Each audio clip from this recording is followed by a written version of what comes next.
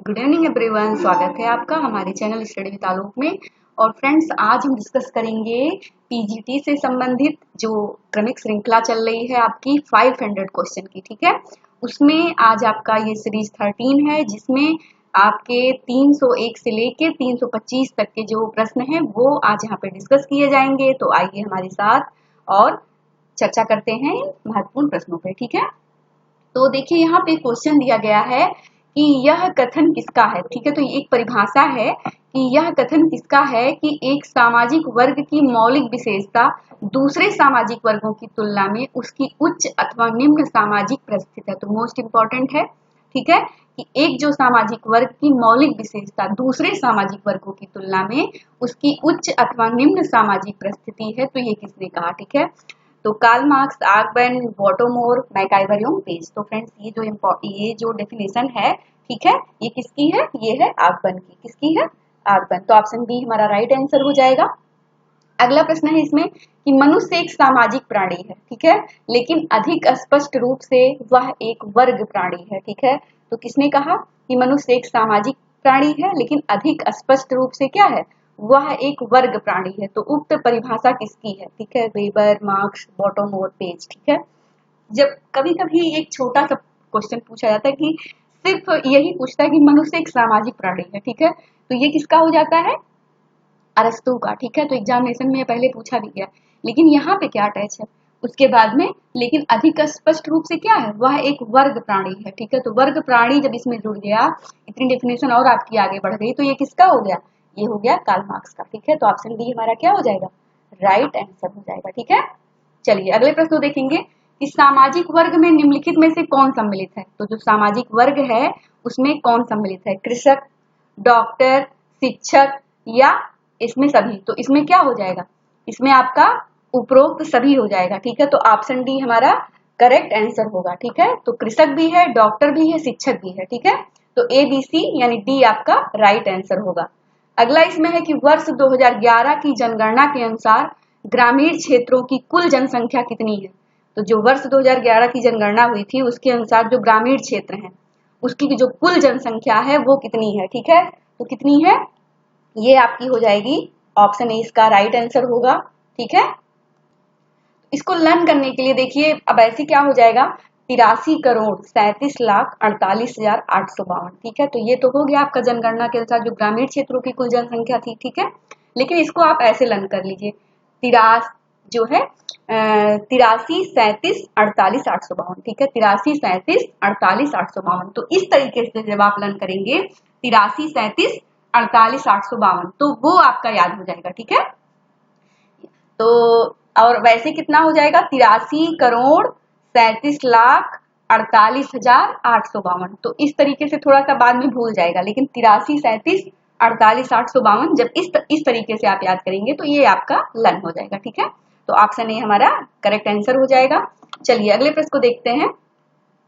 सामाजिक बहिष्करण की जो अवधारणा थी, ठीक है, सामाजिक बहिष्करण की अवधारणा की शुरुआत फ्रांस में किस दशक में हुई थी? ठीक है, तो फ्रांस में जो सामाजिक बहिष्करण था, ये इसकी जो शुरुआत फ्रांस में हुई थी, ये किस दशक में हुई थी फ्रेंड्स? तो ये हुई थी आपकी 1970 में। कब हुई थी? 1970 ईस्वी में। ठीक है, तो 1970 यानी 1970 ईस्वी में हुआ था। चलिए इंपॉर्टेंट प्रश्न है। अगला प्रश्न है इसमें कि उत्तर प्रदेश की जनसंख्या कितनी है? ठीक है, तो उत्तर प्रदेश की जो जनसंख्या है वो कितनी है ये बताना है। तो ये उत्तर प्रदेश की जो जनसंख्या है वो कितनी है?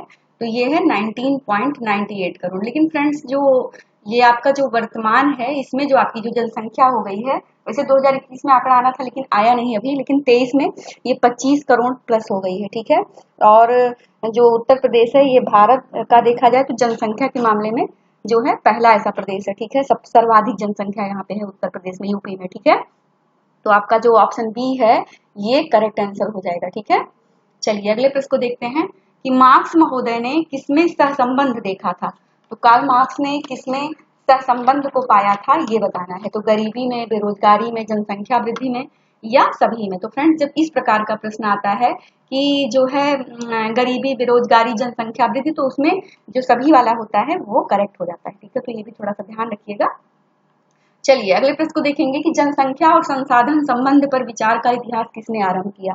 तो जो जनसंख्या और संसाधन जो संबंध थे, ठीक है, उस पर विचार का इतिहास किसने आरंभ किया? तो रूसो, प्लेटो, माल्थस, मार्क्स, ठीक है। तो ये किसने किया था? ये किया था प्लेटो ने। किसने किया था? प्लेटो महोदय ने, ठीक है। तो इन्होंने जनसंख्या और संसाधन के संबंध पर विचार का जो इतिहास आरंभ किया था। और इनकी कुछ फ्रेंड्स पुस्तकें भी पूछी जाती हैं एग्जामिनेशन में, ठीक है, जैसे द रिपब्लिक, ठीक है, कई बार ये पुस्तक पूछी गई है, तो आप लोग इसको नोट भी कर लीजिएगा। द रिपब्लिक किसकी पुस्तक है? प्लेटो महोदय की, ठीक है। The status man, the log, Eoin, symposium, ठीक है, तो ये सब इनकी कुछ प्रमुख पुस्तकें हैं। कभी कभी पीजीटी में वैसे तो मान लीजिए 20-25 पुस्तकों के नाम पूछे जाते हैं, ठीक है, मैचिंग वगैरह मिला के, लेकिन ये है कि उसमें 3-4 पुस्तकें एकदम थोड़ा सा अलग दे देते हैं, ठीक है। तो उसके लिए भी अपनी तैयारी करके रखनी है कि कम से कम जो लोग हैं उनकी जो अदर पुस्तकें हैं जैसे द रिपब्लिक, ये सभी को पता है, लेकिन the status man, the log, Eoin, symposium, ये सब थोड़ा सा नया हो गया। मान लीजिए इसी में से कोई दे दिए कि द लॉग पुस्तक किसकी है, अब उसमें दे दिए प्लेटो, रूसो, ये सब जो दार्शनिक थे, तो भाई यहाँ से क्वेश्चन बनते ही है, ठीक है। तो यहाँ से जब बनते हैं तो अभी दे दिए कि जैसे मान लीजिए 2 लॉग दे दिए या सिंपोजियम दे दिए, तो वो वहां पे हम कंफ्यूज हो जाते हैं, क्योंकि हमने सिर्फ क्या किस पे फोकस किया था? द रिपब्लिक, ठीक है। तो इसीलिए थोड़ा सा इन सब पुस्तकों को भी आप लोग रिवाइज करते हुए चलिए, ठीक है। तो ऑप्शन बी हमारा क्या हो जाएगा? करेक्ट आंसर हो जाएगा। अगला है कि किसका कथन है कि सांस्कृतिक परिवर्तन सामाजिक परिवर्तन है, क्योंकि समस्त संस्कृत अपनी उत्पत्ति, अर्थ व प्रयोग में क्या है? सामाजिक है, ठीक है। क्या है?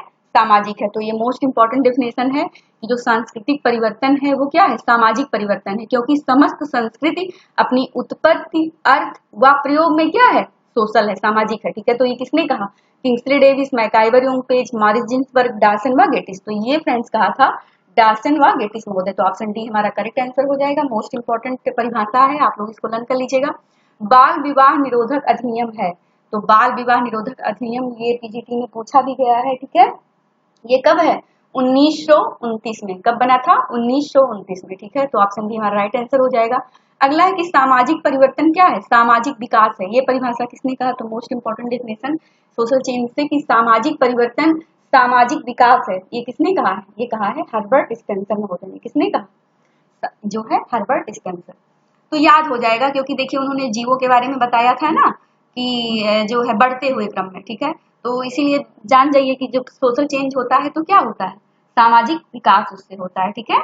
चलिए, तो ऑप्शन ए हमारा करेक्ट आंसर हो जाएगा। अगला इसमें है कि सामाजिक परिवर्तन से मैं सामाजिक संरचना में परिवर्तन समझता हूँ। उपरोक्त परिभाषा जो है ये किसकी है? ठीक है, सामाजिक परिवर्तन से मैं क्या समझता हूँ? सामाजिक संरचना में जो परिवर्तन है उसमें मैं समझता हूँ। तो सामाजिक परिवर्तन से मैं सामाजिक संरचना में परिवर्तन जो है परिवर्तन मैं समझता हूँ, ठीक है। तो इम्पोर्टेंट है ये परिभाषा किसकी है? ठीक है, स्पेंसर, जॉनसन, गिन्सबर्ग, गिलिन, ठीक है। तो जब कोई सामाजिक परिवर्तन होता है फ्रेंड्स, तो क्या होता है? सामाजिक संरचना में भी परिवर्तन होता है, ठीक है। तो वही बात ऊपर भी देखिए मिल रही थी थोड़ी सी कि सामाजिक परिवर्तन से क्या होता है? सामाजिक विकास है। तो ये किसने कहा? Herbert Spencer. आपको बताया कि जैसे जीवों का विकास होता है ना वैसे, तो और यहाँ पे क्या कहे कि सामाजिक परिवर्तन से मैं सामाजिक संरचना में परिवर्तन को समझता हूँ। तो ये किसने कहा है? ये स्पेंसर, जॉनसन, गिन्सबर्ग या गिलिन, ठीक है। तो ये किसने कहा है? ये कहा है गिलिन महोदय ने। किसने? गिलिन। तो ऑप्शन डी हमारा राइट आंसर हो जाएगा। देखिए इसमें पुस्तक पूछी गई है कि कौन सी कृति एम.एन. श्रीनिवास से संबंधित नहीं है, ठीक है। तो नहीं है, इनमें से कौन सी पुस्तक है जो एम.एन. श्रीनिवास के द्वारा नहीं लिखी गई है? तो एम.एन. श्रीनिवास 25-26 पुस्तक इंपॉर्टेंट लिखे हुए हैं, उसमें में से हर बार एक दो पुस्तकें तो पूछी जाती हैं, ठीक है। Social change in modern India, sociology in Delhi, Indian village, India social structure, ठीक है। तो ये सब सारी पुस्तकें हैं। अब इसमें बताना है, देखिए इस पुस्तकें हमने बहुत बार आपको लर्न भी करवाई है नेट वगैरह और ऐसे ही वीडियो के माध्यम से भी बना करके इम्पोर्टेंट, ठीक है। तो अब आप लोग इसमें खुद ही जान जाएंगे, बहुत सारे लोग जान भी गए होंगे, ठीक है। देखिए social change in modern India, ये किसकी पुस्तक है? ये आपकी हो गई एम.एन. श्रीनिवास की। सोशियोलॉजी इन दिल्ली, ठीक है, ये भी इन्होंने लिखा था।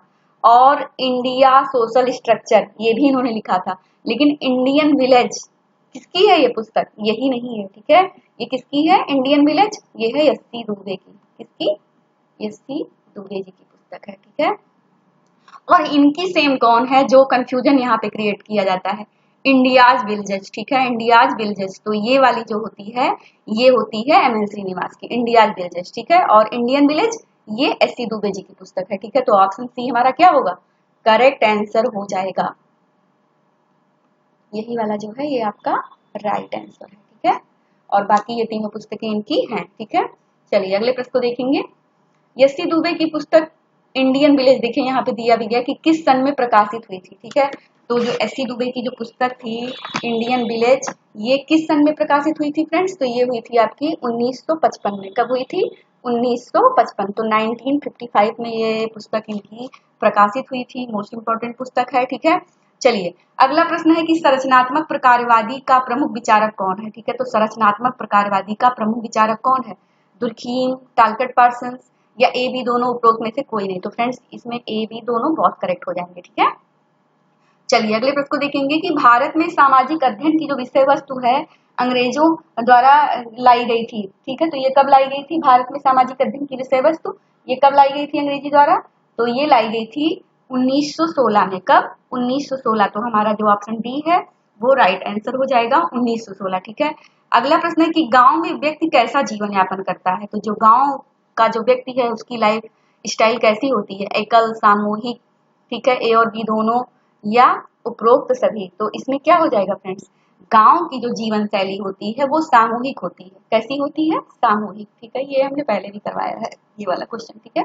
लेकिन शहर में ये एकल वहीं पे हो जाता है, ठीक है। यानी शहरों में लोग के घर कोई आता जाता है, मोहल्ले में तो नहीं लोग जान पाते हैं कि कौन आया गया। लेकिन गाँव में अभी जाइए आप लोग, जिनका गाँव में घर रहता है, जो लोग जुड़े रहते हैं, तो वहां पे देखिए बगल वाले भी जान जाते हैं कि फलाने के बच्चे जो है आए हुए हैं, वो लोग भी मिलने चले आते हैं, ठीक है। तो कैसी लाइफ है वहां पे, सामूहिक है, ठीक है। तो ऑप्शन बी हमारा क्या हो जाएगा, करेक्ट आंसर हो जाएगा। अगला है कि एक निश्चित भूभाग में रहने वाले व्यक्तियों के समूह को क्या कहा जाता है। तो जो एक निश्चित भूभाग है उसमें रहने वाले जो व्यक्तियों के समूह को क्या कहा जाता है, तो ये कहा जाता है समुदाय, ठीक है। तो ऑप्शन सी हमारा राइट आंसर हो जाएगा। इसमें इसका उदाहरण भी पूछ लेते हैं कि जैसे जनजाति वगैरह, गांव, ठीक है। तो गांव हो गई, जनजातियां हो गई, ये क्या है, निश्चित भूभाग में रहती है। तो इसीलिए इस माध्यम से भी यहाँ के प्रश्न पीजीटी में पूछा जाता है, तो आप लोग ध्यान रखिएगा। अगला है इसमें कि भारतीय ग्रामीण समाज की निम्नलिखित में क्या विशेषता है, ठीक है। तो जो भारतीय ग्रामीण समाज की संरचना है उसमें जो है उसकी मुख्य विशेषता क्या है, प्रकृति पर निर्भर जीवन यापन, प्रबल सामुदायिक भावनाएं, सरल और सादा जीवन, उपरोक्त सभी। तो इसमें सभी हैं ही, ठीक है। वहाँ के जो लोग होते हैं प्रकृति पर निर्भर जीवन यापन करते हैं। देखिए इस समय धान वगैरह की रोपाई करनी है तो बारिश हो रहा है, ठीक है। तो प्रकृति पर निर्भर है, अभी इस समय बारिश हो रही है तो उनका जो बीज है वो तैयार हो गया है धान का, ठीक है। अब उसकी रोपाई किसान अपना आरंभ कर दिए हैं, लगाए जा रहे हैं खेतों में, ठीक है। और जब यही चीज रहता है तो नहीं होती है तो फिर वो कृषि करने में उनको दिक्कत होती है, ठीक है। सरल और उनका सादा जीवन होता है, ठीक है। प्रबल सामुदायिक, वहां पे भावनाएं होती हैं एक दूसरे से। तो इसमें क्या हो जाएगा, सभी हो जाएगा, ठीक है। चलिए अगले प्रश्न को देखेंगे कि सामाजिक संरचना शब्द का सर्वप्रथम प्रयोग स्पेंसर ने किस पुस्तक में किया था। तो सबसे पहले तो यही पूछ लेते हैं कि सामाजिक संरचना शब्द का सर्वप्रथम प्रयोग किसने किया था, तो ये किया था स्पेंसर ने, ठीक है। यही क्वेश्चन बन जाता है। लेकिन अब यहाँ पे थोड़ा सा एक बना दिया गया है टफ क्वेश्चन कि सामाजिक संरचना शब्द का सर्वप्रथम प्रयोग स्पेंसर ने किस पुस्तक में किया था। तो किसने किया था, principles of sociology, social statics, आपका first principle, study of sociology. तो ये इनकी सारी पुस्तकें भी यहाँ पे दी गई हैं, लेकिन ये किसमें किए थे ये बताना है। तो ये किसमें किए थे फ्रेंड्स, प्रिंसिपल्स ऑफ सोशियोलॉजी में, ठीक है। तो ऑप्शन ए हमारा राइट आंसर हो जाएगा। अगला है कि निम्न में से कौन सी जीएस घुरिये की कृति नहीं है। तो इंडियन जो costume, study of sociology, Mahadev Koli, the Indian sadhus. तो कौन सी जीएस घुरिये की कृति नहीं है ये बताना है, ठीक है। तो ये कौन सी हो जाएगी, स्टडी ऑफ सोशियोलॉजी, ये नहीं है, ठीक है। तो इंडियन कस्टम पे इन्होंने अध्ययन किया था महादेव कोहली, और द इंडियन साधुज, ठीक है। तो ये सब तो इन्होंने लिखी थी। इसको मैं थोड़ा सा रेड कर दे रही हूँ।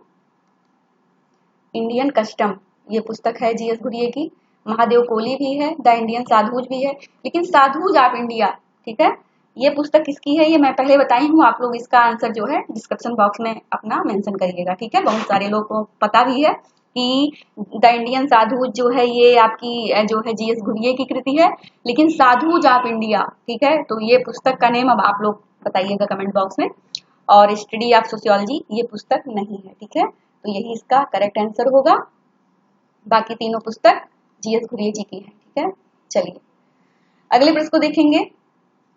N introduction to the study of Indian history, इसकी पुस्तक के लेखक कौन है? तो मोस्ट इंपॉर्टेंट पुस्तक है ये। किस an introduction to the study of Indian history के राइटर कौन है? Irawati Karve, P N Prabhu, D D Kosambi, K M Kapadia. तो ये कौन है फ्रेंड्स? ये है डीडी कोसाम्बी। ठीक है, तो ऑप्शन सी हमारा राइट आंसर हो जाएगा। अगला है इसमें कि भारतीय समाज को आलोचकों ने क्या कहकर संबोधित किया? तो भारतीय समाज को जो आलोचक थे, ठीक है, वो क्या कहकर संबोधित किए? प्रजातियों का स्वर्ग, प्रजातियों के सितारे, प्रजातियों का इंद्रधनुष। अब देखिए तीनों चीजें पॉजिटिव हैं। प्रजातियों का अजायब घर, ठीक है, तो स्वर्ग, सितारे, इंद्रधनुष नहीं कहे थे, लेकिन प्रजातियों का क्या है? अजायब घर है। ठीक है, भारतीय समाज। ठीक है, यहाँ पे विभिन्न प्रकार की प्रजातियां पाई जाती हैं। ठीक है, तो भारत में जो समाज, भारतीय समाज को जो आलोचक थे वो क्या कहकर संबोधित किए थे फ्रेंड्स? की प्रजातियों का यह क्या है? एक अजायब घर है। ठीक है, तो ऑप्शन सी हमारा राइट आंसर हो गया। भगवत गीता में किसने उपदेश दिया था? ठीक है, तो ये भी क्वेश्चन पीजीटी में आया हुआ है। किसने दिया था? कृष्ण ने। किसने? कृष्ण भगवान ने दिया था। ठीक है, ऑप्शन सी हमारा राइट आंसर हो जाएगा। चलिए अगला इस सीरीज का लास्ट प्रश्न है कि डॉक्टर कपाड़िया यानी केएम कपाड़िया के अनुसार हिंदू विवाह क्या है? एक संस्कार है, धार्मिक अनुष्ठान है, ठीक है, मर्यादित आपका यौन संबंध है, या सामाजिक रीति रिवाज है? ठीक है, तो जो कपाड़िया के अनुसार जो हिंदू विवाह क्या है? हिंदू विवाह एक धार्मिक संस्कार है। ठीक है, वहीं पे बोगार्टस क्या कहते हैं कि जीवन में प्रवेश करने की क्या है? एक संस्था है। ठीक है, तो हिंदू विवाह जो है हमारा एक धार्मिक संस्कार है। ठीक है, तो ऑप्शन ए हमारा करेक्ट आंसर हो जाएगा। चलिए, तो इस प्रकार से देखा जाए तो आपकी ये जो सीरीज थी 13 वो यहीं पे होती है कंप्लीट। अगले वीडियो के लिए फिर से हम लगते हैं और आशा है कि अब इसको जल्दी जल्दी हम लोग फिनिश करेंगे। और ठीक है, तो आप लोग इसको वॉच करिए अच्छे से और जैसा होगा फीडबैक दीजिएगा। धन्यवाद।